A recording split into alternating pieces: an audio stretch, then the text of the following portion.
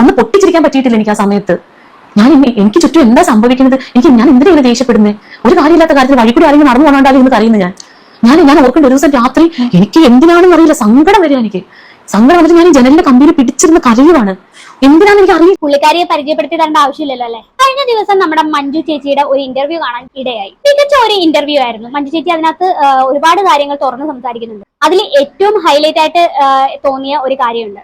Uterus അഥവാ ഗർഭപാത്രം remove ചെയ്ത ഒരു കാര്യത്തെ കുറിച്ച് മഞ്ജു ചേച്ചി പറയുന്നുണ്ട്.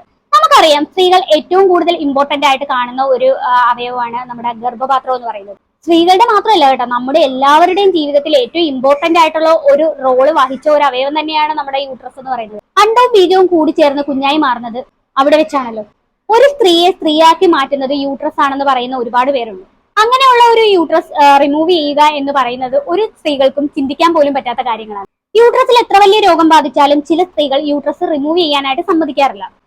എനിക്ക് പേഴ്സണലി അറിയാവുന്ന കുറച്ച് സ്ത്രീകളുണ്ട്. അവർക്ക് യൂട്രസിൽ ഓരോരോ പ്രശ്നങ്ങൾ, മുഴകളും അങ്ങനെയുള്ള ഓരോ കാര്യങ്ങൾ വന്നിട്ട് ഡോക്ടേഴ്സ് ഗർഭപാത്രം എടുത്ത് കളയണമെന്ന് പറഞ്ഞിട്ടുണ്ട്. എന്നിട്ടും ആ ഗർഭപാത്രം എടുത്ത് മാറ്റാതെ ആ മുഴയും വെച്ചിട്ട് ജീവിക്കുന്ന ഒരുപാട് സ്ത്രീകൾ ഉണ്ട്, എന്റെ അറിവിലുണ്ട് കേട്ടോ. മഞ്ജു ചേച്ചിക്ക് ഇതുപോലെ ഗർഭപാത്രവുമായിട്ട് ചില പ്രശ്നങ്ങൾ ഉണ്ടാവുകയും ഡോക്ടറെ നിർദ്ദേശപ്രകാരം ആ ഗർഭപാത്രം എടുത്ത് കളയുകയും ചെയ്തതാണ്. അങ്ങനെ യൂട്രസ് റിമൂവ് ചെയ്തതിനു ശേഷം തനിക്കുണ്ടായ ബുദ്ധിമുട്ടുകളെ കുറിച്ചാണ് മഞ്ജു ചേച്ചി പറയുന്നത്. ഡോക്ടർമാരും ഹോസ്പിറ്റലുകളും ചേർന്ന് യൂട്രസ് റിമൂവൽ സർജറിയെ ഒരു കച്ചവടമാക്കി മാറ്റിയിരിക്കുകയാണെന്നാണ് മഞ്ജു പറയുന്നത്. നമുക്ക് മഞ്ജു ചേച്ചി എന്താ പറയുന്നതെന്ന് കേട്ടോക്കാം. ചേച്ചി പറഞ്ഞിട്ട് കുറെ ദേഷ്യമൊക്കെ കൂടുതലുണ്ടാകുന്ന ഹോർമോൺ ഇംബാലൻസ് കൊണ്ട് അങ്ങനത്തെ ആരോഗ്യ പ്രശ്നങ്ങൾ ഇപ്പൊ പലരും പഠിക്കുന്നതാണ്. നമ്മുടെ ആരോഗ്യ പ്രശ്നങ്ങൾ ഒന്ന് പുറത്തേക്ക് വന്ന് പറയാൻ എന്തുകൊണ്ടാണ് അങ്ങനെ ഞാൻ പറയാം എന്ന് തീരുമാനിച്ചത്? തീരുമാനിച്ചതെന്നറിയോ, എന്റെ അമ്മച്ചിക്ക് ഭയങ്കര ദേഷ്യമായിരുന്നു ഒരു സമയത്ത്. എന്റെ അമ്മച്ചിയുടെ യൂട്രസും ഓവർ റിമൂവ് ചെയ്തതാ. അപ്പൊ ഞങ്ങൾ വിചാരിക്കും അമ്മച്ചിക്ക് വട്ടാന്നാ.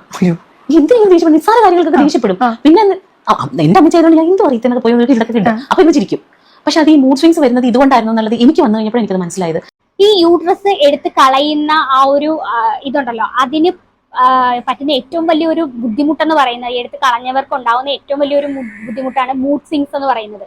നമുക്ക് എല്ലാവർക്കും അറിയാവുന്ന കാര്യമാണ്. പീരീഡ്സ് ആവുന്ന സമയത്ത് നമുക്ക് നല്ല രീതിയിൽ മൂഡ് സ്വിങ്സ് ഉണ്ടാവും. അതുപോലെ പ്രഗ്നൻസി ടൈമിലും നല്ല രീതിയിൽ മൂഡ് സ്വിങ്സ് ഉണ്ടാവും. ഈ ഗർഭപാത്രം എടുത്ത് കളഞ്ഞതിന് ശേഷവും ഈ മൂഡ് സ്വിങ്സ് ഉണ്ടാകുന്നത് എന്തുകൊണ്ടാണെന്ന് അറിയാമോ? അത് ഹോർമോണൽ ചേഞ്ചസ് കൊണ്ടുവരുന്നതാണ്. മൂഡ് സ്വിങ്സ് മാത്രമല്ല, ശരീരം ആകെപ്പാടെ ഒരു ചൂട് അനുഭവപ്പെടുക, പെട്ടെന്ന് വിയർക്കുക, മൊത്തത്തിലൊരു അസ്വസ്ഥത തോന്നുക, ഉറക്കമില്ലായ്മ, സെക്സിനോട് താല്പര്യം കുറയുക. യൂട്രസ് റിമൂവ് ചെയ്ത ഒരുപാട് സ്ത്രീകളിൽ ഇതുപോലത്തെ പ്രശ്നങ്ങളൊക്കെ കാണാറുണ്ട്. ചിലര് ഈ യൂട്രസിനോടൊപ്പം തന്നെ ഓവറിയും അണ്ടാശയവും എടുത്തു കളയാറുണ്ട്. അങ്ങനെ വരുന്ന സമയത്ത് ഈ ഹോർമോണൽ ചേഞ്ചസ് ഒന്നുകൂടി കടുപ്പമാവും. സ്ത്രീകൾക്ക് കൂടുതൽ ബുദ്ധിമുട്ടുകൾ ഉണ്ടാവുമെന്ന് അർത്ഥം. എന്തൊക്കെ പറഞ്ഞാലും ചില സാഹചര്യങ്ങളിൽ ഈ യൂട്രസ് റിമൂവ് ചെയ്യുകയല്ലാതെ വേറൊരു വഴിയില്ല. പ്രത്യേകിച്ച് യൂട്രസിൽ ക്യാൻസർ പോലുള്ള മാരക അസുഖങ്ങൾ ബാധിച്ചു കഴിഞ്ഞാൽ പിന്നെ ഈ ഹോർമോൺ ചേഞ്ചസും മറ്റു ബുദ്ധിമുട്ടുകളും ഒന്നും നോക്കിയിരുന്നിട്ട് കാര്യമില്ലല്ലോ. ജീവൻ തന്നെ അപകടത്തിലല്ലേ. സോ അങ്ങനെയുള്ള സാഹചര്യത്തിൽ ഡോക്ടർമാർ പറയുന്നതൊക്കെ അനുസരിക്കേണ്ടി വരും. ഒരു തെറ്റിദ്ധാരണ ഉണ്ടാവാതിരിക്കാനാണ് ഞാൻ ഇതൊക്കെ പറഞ്ഞു തരുന്നത്. പിന്നെ ഇത്രയും വലിയ അസുഖങ്ങളൊക്കെ വന്നു കഴിഞ്ഞാൽ ഞാൻ യൂട്രസ് റിമൂവ് ചെയ്യില്ല എന്ന് പറഞ്ഞ് വാശി പിടിച്ചിരിക്കുന്നത് ശരിയല്ല. ചില സാഹചര്യങ്ങൾക്കനുസരിച്ച് തീരുമാനം എടുക്കണം. ഈ ക്യാൻസർ അല്ലാത്ത ചില മുഴകളുണ്ട് മരുന്നുകൊണ്ട് മാറുന്നതൊക്കെ. അങ്ങനെ വരുമ്പോൾ ഒരു ഡോക്ടേഴ്സും ഇപ്പം യൂട്രസ് റിമൂവ് ചെയ്യണമെന്ന് പറയില്ല. അതുപോലെ തന്നെ പറയുന്ന ഡോക്ടർമാരുണ്ടെങ്കിൽ ഒരു കാര്യം ചെയ്യുക, ആ ഡോക്ടറെ മാറ്റി വേറെ ഡോക്ടറെ കാണിക്കുക. എന്നിട്ട് മരുന്ന് കഴിച്ചത് മാറ്റാൻ നോക്കുക. 1-2 ഡോക്ടർമാരെ കാണിച്ചതിന് ശേഷം മാത്രം ഒരു തീരുമാനം എടുത്താൽ മതി. പക്ഷെ നമ്മൾ വേറൊരു കാര്യം കൂടി ശ്രദ്ധിക്കണം. രോഗത്തിന്റെ ഗുരുതരാവസ്ഥ എന്താണെന്ന് ഉള്ള ബോധം നമുക്ക് വേണം. ബാക്കിയും കൂടെ കാണാം. അമ്മച്ചൊന്നും ഒരു സപ്ലിമെന്റ്സ് ഒന്നും എടുത്തില്ല. ഈ പറയുന്ന ഇവിടെ ഇതൊക്കെ ഈ ഭയങ്കര കച്ചവടം ഇവിടെ നടക്കുന്നത്. ഞാൻ ഓർത്തു ഞാൻ ഏറ്റവും നല്ലൊരു സ്ഥലത്താണ് എന്റെ സർജറി കഴിഞ്ഞതെന്നാണ്. പക്ഷേ അതിന്റെ സർജറി കഴിഞ്ഞിട്ട് ഇതിന് ആഫ്റ്റർ കെയർ വേണമെന്നൊന്നും എന്നോട് ആരും പറഞ്ഞില്ല. സർജറി ചെയ്യാനായിട്ട് ഭയങ്കര എടുക്കുമായിരുന്നു. പക്ഷെ അതിനുശേഷം എന്നോട് പറഞ്ഞു, ഇത് കഴിഞ്ഞാൽ പിന്നെ സൂപ്പറാണ്, പീരിയഡ്സ് ഇല്ല, എന്തൊരു സുഖമായിട്ട് നടക്കാം നമുക്ക്. പക്ഷെ അതായിരുന്നു എന്റെ ബലം എന്നുള്ളത് ഇത് കഴിഞ്ഞപ്പോഴാണ് ഞാൻ മനസ്സിലാക്കുന്നത്. ഒരു നിവൃത്തിയുണ്ടെങ്കിൽ ഇത് കളയരുത്. ഇത് ക്യൂറബിൾ ആണ്, മരുന്നുകൊണ്ട് മാറുമെങ്കിലും മാറ്റി കളയണം. കാരണം അതിനുശേഷം അനുഭവിക്കുന്നുണ്ടല്ലോ. ഇപ്പൊ ഞാൻ ഇവിടുന്ന് വേർക്കുന്നുണ്ടല്ലോ, എന്റെ ഇവിടെ ഒക്കെ നനഞ്ഞിരിക്കുവാണ്. ഇതുകൊണ്ടാ ഞാൻ സപ്ലിമെന്റ്സ് എടുത്തിട്ട് പോലും എനിക്ക് എന്റെ ചൂട് കൺട്രോൾ ചെയ്യാൻ പറ്റുന്നില്ല. ചിലർക്ക് ഇത് ഹോറബിൾ ആണ്. അപ്പൊ ഇനിയെങ്കിലും എന്നെ പോലെയുള്ള സ്ത്രീകൾ ഇങ്ങനെ മണ്ടത്തരത്തിൽ പോയി ചാടരുത്. ഇനി അപ്പൊ അഥവാ ഇനി ഇത് റിമൂവ് ചെയ്താലും ഇതിന് ആഫ്റ്റർ കെയർ ചെയ്യണം, എൻഡോക്രൈനോളജിസ്റ്റിനെ പോയി കാണണം, ഇതിന് ഹോർമോൺ ട്രീറ്റ്മെന്റ് എടുക്കണം. അല്ലെങ്കിൽ നമുക്കുണ്ടായ ഒരു അസുഖം മാറാനാണ് യൂട്രസ് അടക്കമുള്ള ആ ഒരു സംഭവം നമ്മൾ റിമൂവ് ചെയ്യുന്നത്. മറ്റസുഖങ്ങളോ ബുദ്ധിമുട്ടുകളോ ഒക്കെ നമുക്ക് ലഭിക്കുന്നു എന്നുള്ളതാണ്. നമ്മൾ ഈ യൂട്രസ് എടുത്ത് കളഞ്ഞതിന് ശേഷം നമ്മുടെ ഹോർമോൺ ടാബ്ലറ്റ്സ് ഒക്കെ എടുക്കുമല്ലോ. ഹോർമോണിന്റെ ഓരോ പ്രോബ്ലംസ് ഒക്കെ പരിഹരിക്കാനായിട്ടുള്ള ഓരോ ടാബ്ലറ്റ്സ് ഒക്കെ ഉണ്ട്. അതൊക്കെ എടുത്തു കഴിഞ്ഞാൽ ഈ ബുദ്ധിമുട്ടുകളൊക്കെ ഒരു പരിധിവരെ നമുക്ക് മറികടക്കാൻ സാധിക്കും. എന്നാൽ തനിക്ക് ഇതുപോലെ ആഫ്റ്റർ സർജറി ട്രീറ്റ്മെന്റുകളൊന്നും ലഭിച്ചിട്ടില്ല എന്നും യൂട്രസ് റിമൂവ് ചെയ്യാൻ വേണ്ടിയിട്ട് ഭയങ്കര ഉത്സാഹം കാണിച്ച് ഹോസ്പിറ്റലുകാർ സർജറിക്ക് ശേഷം പിന്നെ തിരിഞ്ഞു നോക്കിയിട്ടില്ലെന്നൊക്കെയാണ് മഞ്ജു പറയുന്നത്. രോഗത്തിന് ശരിയായ രോഗമുക്തി നൽകുന്നതിനേക്കാൾ കച്ചവടമായി കരുതുന്ന ഹോസ്പിറ്റലുകളുടെ ഇത്തരം സമീപനങ്ങൾ നമ്മൾ മുമ്പും കണ്ടിട്ടുണ്ട്. ഞാൻ അടച്ച് ആക്ഷേപിക്കുകയല്ല, എല്ലാം കച്ചവടമാണ്, തട്ടിപ്പാണെന്ന് പറയുമല്ല. അങ്ങനെ ഒരിക്കലും പറയാനും പാടില്ല. അല്ലെങ്കിൽ തന്നെ മെഡിക്കൽ ഫീൽഡുമായിട്ട് ഒരുപാട് തെറ്റിദ്ധാരണകൾ നിലവിലുണ്ട്. അതിനെ ഒന്നുകൂടെ ആളിക്കത്തിക്കാൻ ഞാനില്ല. എല്ലാ മേഖലകളിലും ഉള്ളതുപോലെ തന്നെ മെഡിക്കൽ മേഖലയിലും ടാർഗറ്റ് കൊടുക്കുന്നുണ്ട്. പല സ്വകാര്യ ആശുപത്രികളിലും ഡോക്ടർമാർക്ക് ടാർഗറ്റ് കൊടുക്കുന്നുണ്ട്. ഈ മാർക്കറ്റിംഗ് സംബന്ധമായിട്ട് ജോലി ചെയ്യുന്നവർക്ക് ടാർഗറ്റ് കൊടുക്കാറില്ല. മെഡിക്കൽ ഫീൽഡിലേക്ക് വരുമ്പോൾ ഒരു മാസം ഇത്ര ബ്ലഡ്, ഇത്ര സർജറി, ഇത്ര സ്കാനിങ്, അങ്ങനെയൊക്കെ ഓരോ ടാർഗറ്റ് കൊടുക്കാറുണ്ട്. ടാർഗറ്റ് ആയിരിക്കും ഡോക്ടർമാർക്ക് കിട്ടുന്നത്. ആ ടാർഗറ്റ് അച്ചീവ് ചെയ്യുകയാണെങ്കിൽ അതിനുള്ള ബോണസ് ഡോക്ടേഴ്സിന് കിട്ടും. അച്ചീവ് ചെയ്തിട്ടില്ലെങ്കിൽ ആ ജോലി പോവുകയും ചെയ്യും. ടാർഗറ്റ് അച്ചീവ് ചെയ്യാനുള്ള ആ ഒരു കഴിവും സന്നദ്ധയും ഉള്ള ഒരു ഡോക്ടർ വരുമ്പോൾ സ്വാഭാവികമായിട്ടും ഹോസ്പിറ്റലുകാർ അയാളെ ചൂസ് ചെയ്യുന്നു. ഈ നട്ടലില് ചെറിയ ഒരു ബുദ്ധിമുട്ട് വന്ന് ചെല്ലുന്നവരെ പോലും വലിയ വലിയ സർജറികൾ ചെയ്യുന്നവരാണ്. അങ്ങനെയുള്ള ഡോക്ടർമാരും ഹോസ്പിറ്റലുകളൊക്കെയാണ് നമ്മുടെ ഇവിടെ ഉള്ളത്. ഈ നടുവിന്റെ ഡിസ്കിന്റെ പ്രശ്നങ്ങൾക്ക് സർജറി അത്ര ഗുണകരമല്ലെന്നാണ് എനിക്ക് തോന്നുന്നത്. ചെറിയ വിഷയങ്ങളൊക്കെയാണ് ചില ഡോക്ടർമാർ ഓക്കെ പറഞ്ഞു വിടും, മരുന്നൊക്കെ കൊടുത്തു വിടും. ചിലരാണെങ്കിൽ അത് നിഷേധിച്ചിട്ട് സർജറി ചെയ്യണമെന്നൊക്കെ പറയും. പിന്നെ ഈ ലാബുകളിലാണെങ്കിലും മെഡിക്കൽ സ്റ്റോറുകളിലാണെങ്കിലും സ്കാനിങ് സെന്ററിലാണെങ്കിലും അവിടെ നിന്നൊക്കെ കമ്മീഷൻ വാങ്ങുന്ന പരിപാടി വേറെയുണ്ട്. നമ്മുടെ നാട്ടിലുള്ള 90% ഡോക്ടർമാരും ഇങ്ങനെ കമ്മീഷൻ വാങ്ങുന്നവരാണ്. ഇങ്ങനെയുള്ള പലതരത്തിലുള്ള കാര്യങ്ങളാണ് നമ്മുടെ മെഡിക്കൽ ഫീൽഡിൽ സംഭവിക്കുന്നത്. ബാക്കിയും കൊടുക്കണം. ഇവര് പറയുന്നത് എടുത്തു പറഞ്ഞു നടന്നോ പൊക്കോളാണ് പറയുന്നത്. അങ്ങനെയല്ല, നമ്മുടെ ബോഡി നിന്നുപോയി. നമുക്ക് ഒന്ന് പൊട്ടിച്ചിരിക്കാൻ പറ്റിയിട്ടില്ല എനിക്ക് ആ സമയത്ത്. എനിക്ക് ചുറ്റും എന്താ സംഭവിക്കുന്നത്, ഞാൻ എന്തിനാ ഇങ്ങനെ ദേഷ്യപ്പെടുന്നത്?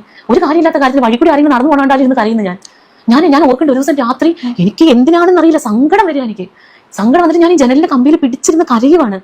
എന്തിനാന്ന് എനിക്ക് അറിയില്ല. മഴക്കാർ കണ്ട ആദ്യം വരുന്നു, അങ്ങനെയൊക്കെയായിരുന്നു.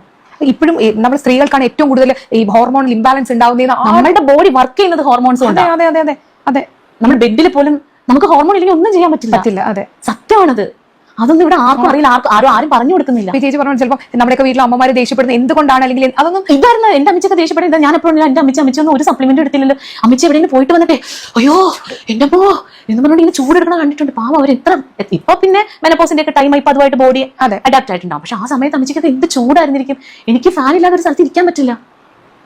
ഇത് ഇനിയുള്ള ആൾക്കാരെങ്കിലും മനസ്സിലാക്കാൻ വേണ്ടിയിട്ട് അങ്ങനെയൊക്കെയാണ് കാര്യങ്ങൾ. ശരീരം ഈ യൂട്രസ് റിമൂവ് ചെയ്യുന്നവരിൽ ഭയങ്കരമായിട്ട് കാണപ്പെടുന്ന ഒരു കാര്യമാണ് ഈ ശരീരം ചൂടാവുകയും വിയർക്കുകയും ചെയ്യുന്നത്. പിന്നെ പീരീഡ്സ് നിന്ന് പോകുന്ന ഒരു സംഗതിയും കൂടി ഉണ്ട് കേട്ടോ. ഒരു പ്രായം കഴിയുമ്പോൾ പീരീഡ്സ് നിൽക്കുമല്ലോ. അതായത് ഏകദേശം 50 വയസ്സൊക്കെ ആകുമ്പോഴത്തേക്കും ഈ സ്ത്രീകളിൽ നാച്ചുറൽ ആയിട്ട് സംഭവിക്കുന്ന ഒരു കാര്യമാണ്. എന്നാൽ ഈ യൂട്രസും ഓവറിയൊക്കെ റിമൂവ് ചെയ്യുകയാണെങ്കിൽ അതോടൊപ്പം അതും ഈ ഒരു ഗണത്തിൽ പെടുന്ന ഒരു കാര്യം തന്നെയാണ് കേട്ടോ. അപ്പൊ എന്താ സംഭവം എന്ന് വെച്ച് കഴിഞ്ഞാൽ ഈ ചെറിയ പ്രായത്തിലൊക്കെയാണ് ഈ യൂട്രസും ഒക്കെ റിമൂവ് ചെയ്യുന്നതെങ്കിലും ആ ഒരു ഏജിലുള്ള ആ ഒരു ബുദ്ധിമുട്ടുകളും കാണാറുണ്ട് കേട്ടോ. സ്വാഭാവികമായിട്ട് സംഭവിക്കുന്നതെന്ന് പറഞ്ഞാൽ ഒരു 50 വയസ്സൊക്കെ കഴിഞ്ഞാൽ. പക്ഷെ ചെറിയ പ്രായത്തിൽ ഇതൊക്കെ നടക്കുമെന്ന് പറയുമ്പോൾ ഭയങ്കര ബുദ്ധിമുട്ടാണ്, ബുദ്ധിമുട്ടുകൾ കൂടും. ഈ യൂട്രസ് ഒക്കെ എടുത്ത് മാറ്റുന്നെന്ന് പറയുമ്പോഴത്തേക്കും ആ സ്വാഭാവികമായിട്ട് നമുക്ക് ശാരീരികവും മാനസികവും ഒക്കെ ആയിട്ട് ഒരുപാട് ബുദ്ധിമുട്ടുകൾ ഉണ്ടാവും. ഡോക്ടേഴ്സിനോട് എനിക്ക് പറയാനുള്ള ഒരു കാര്യം എന്ന് വെച്ചാൽ ഈ ഗർഭപാത്രം നീക്കം ചെയ്യുന്ന ഒരു ടൈമിലാണെങ്കിലും ഈ ഇപ്പൊ ഇത് കാണുന്നവരാണെങ്കിലും ഒന്ന് ചിന്തിക്കുക. ഇത് മാറ്റി കഴിയുമ്പോഴത്തേക്കും ഇങ്ങനെയുള്ള ഒരുപാട് ബുദ്ധിമുട്ടുകൾ നമ്മുടെ സ്ത്രീകളിൽ അനുഭവിക്കേണ്ടതുണ്ട്. അങ്ങനെ അതിന് മറികടക്കാനായിട്ട് ഈ ഹോർമോൺ ട്രീറ്റ്മെന്റും ഉണ്ട്. അതിനെക്കുറിച്ചും മനസ്സിലാക്കുക. ശരിക്കും ഇങ്ങനെ വെറുതെ ഒരു ഡോക്ടർ പറഞ്ഞു പോവുകയല്ല വേണ്ട, ശരിക്കും മനസ്സിലാക്കി കൊടുക്കുകയാണ് വേണ്ടത്. ഡീറ്റെയിൽഡ് ആയിട്ട് ഒരു സെക്ഷൻ തന്നെ അതിനുവേണ്ടി മാറ്റിവെക്കണമെന്നാണ് എനിക്ക് പറയാനുള്ളത്. നല്ല രീതിയിൽ ഒരു കൗൺസിലിംഗ് നൽകണം, അതുപോലെ തന്നെ നല്ല രീതിയിൽ കെയറിങ്ങും ചെയ്യണം.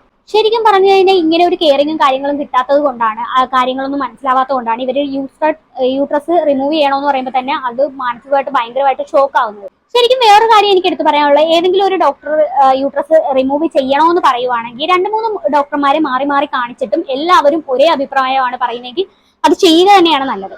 എല്ലാം കച്ചവടമാണ് എന്നുള്ള ഒരു മുൻവിധി ഉണ്ടാവരുത്. കാരണം ഒരു ഡോക്ടർ അല്ലല്ലോ പറയുന്നത്, പല ഡോക്ടർമാർ പറയുമ്പോൾ നമ്മൾ അത് അനുസരിക്കുകയാണ് വേണ്ടത്. ബലം പിടിച്ച് നിൽക്കരുത്. അത് നമ്മുടെ ജീവനെ തന്നെ അത് ബാധിക്കും. ഒരുപാട് നല്ല ഡോക്ടർമാരും ഹോസ്പിറ്റലുകളും നമ്മുടെ നാട്ടിലുണ്ട്, അത് മറക്കരുത്. മഞ്ജു ചേച്ചിയുടെ ഈ ഒരു വീഡിയോ കണ്ടിട്ട് യൂട്രസ് റിമൂവ് ചെയ്യുന്നതുമായിട്ടുള്ള തെറ്റിദ്ധാരണകൾ ആർക്കും ഉണ്ടാവരുത്. പറ്റിക്കപ്പെടാതിരിക്കുക എന്നൊരു കാര്യം ഇമ്പോർട്ടന്റ് ആണ്. അതോടൊപ്പം തന്നെ നമ്മുടെ ആരോഗ്യനില അടിപൊളിയാവാനും നമ്മൾ ശ്രദ്ധിക്കേണ്ട കാര്യം, ഡോക്ടറെ കാണിക്കേണ്ട സമയത്ത് കാണിക്കുക തന്നെ വേണം. സ്വയം ചികിത്സ ചെയ്യാൻ പോകരുത്. അതുപോലെ തന്നെ മെഡിക്കൽ രംഗത്തുള്ള ഇതുപോലുള്ള ചതിക്കുഴികളിൽ ചെന്ന് ചാടാതിരിക്കുക. ഇതൊക്കെ നമ്മുടെ കാര്യമാണ്. നമ്മൾ മാത്രമേ ഉള്ളൂ ഇതൊക്കെ ശ്രദ്ധിക്കാൻ വേണ്ടിയിട്ട്, വേറെ ആരും വന്ന് ശ്രദ്ധിക്കത്തില്ലല്ലോ. എല്ലാം നോക്കിയും കണ്ടും ചെയ്യേണ്ടി വരും. നമ്മൾ മെഡിക്കൽ ഫീൽഡുമായിട്ട് എന്ത് ഒരു കാര്യം തീരുമാനിക്കണമെങ്കിലും നമ്മൾ ഒരുപാട് പേരോട് ആലോചിച്ചിട്ട് വേണം ചെയ്യാൻ. ഹോസ്പിറ്റലിൽ പോകാതെ നാടൻ വൈദ്യം അത് ഇത് എന്നൊക്കെ പറഞ്ഞുകൊണ്ട് ആരുടെയും കയ്യിൽ പോയി വീഴാതിരിക്കുക. ശരിക്കും ഞാൻ പറയട്ടെ, ഈ ഒരു മോഡേൺ മെഡിസിൻ എന്ന് പറയുന്നത് ഇപ്പൊ നമുക്ക് ഫലപ്രദമായിട്ടുള്ള ഒരു മെഡിസിൻ എന്ന് പറയുന്നത് അത് തന്നെയാണെന്നാണ് എനിക്ക് തോന്നുന്നത് കേട്ടോ. പിന്നെ അതിലും പോരായ്മകളും ചതിക്കുഴികളും ഉണ്ട്, അതും ഒന്ന് മനസ്സിലാക്കി വെച്ചാൽ നല്ലത്. എന്തായാലും എനിക്ക് കൂടുതലൊന്നും പറയാനില്ല. അപ്പൊ ഇത് കേട്ടിട്ട് എന്താണ് നിങ്ങൾക്ക് തോന്നിയെന്ന് വെച്ചാൽ താഴെ കമന്റ് ബോക്സിൽ കമന്റ് ചെയ്യുക. അടുത്തൊരു വീഡിയോ കാണാം. അതുവരെ ബൈ ബൈ.